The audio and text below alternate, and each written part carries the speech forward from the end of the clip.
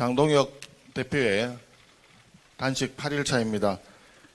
건강이 극도로 악화된 장동혁 대표님의 모습에 비통함을 금할 수 없고 더불어민주당의 인면수심 DNA에 분노를 금할 수 없습니다. 지금 장동혁 대표의 단식은 밤이 되면 농성장에서 사라지던 이재명식 출퇴근 단식 아닙니다. 단식 21일 차에 담배를 피우던 정청래식 흡연 단식 아닙니다.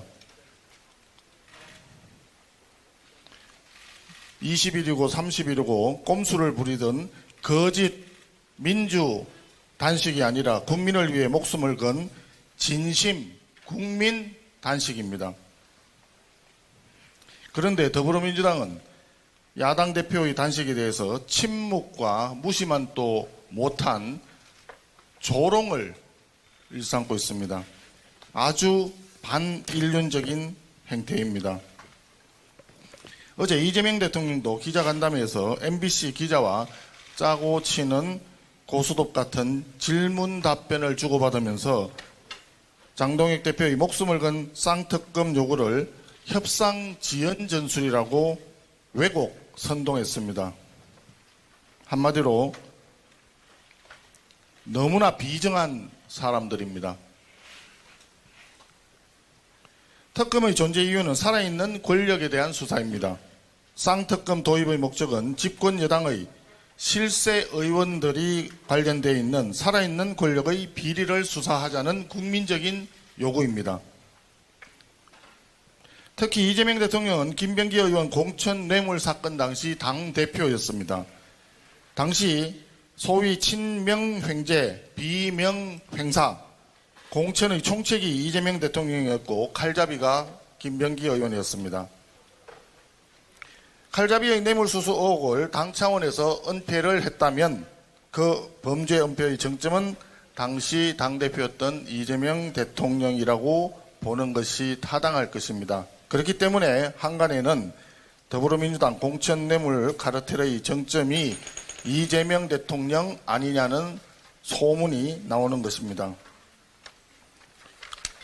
통일교 특검의 핵심은 전재수, 정동영 등 이재명 정권 고위급 인사들의 통일교 유착 의혹, 그리고 여기에 대한 수사 무마 은폐 의혹인 것입니다.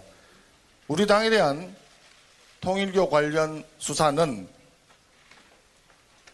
이미 민중기 특검에서 탈탈 털었고 다음 주면 권성동 의원님에 대한 1심 판결 재판이 선고가 됩니다.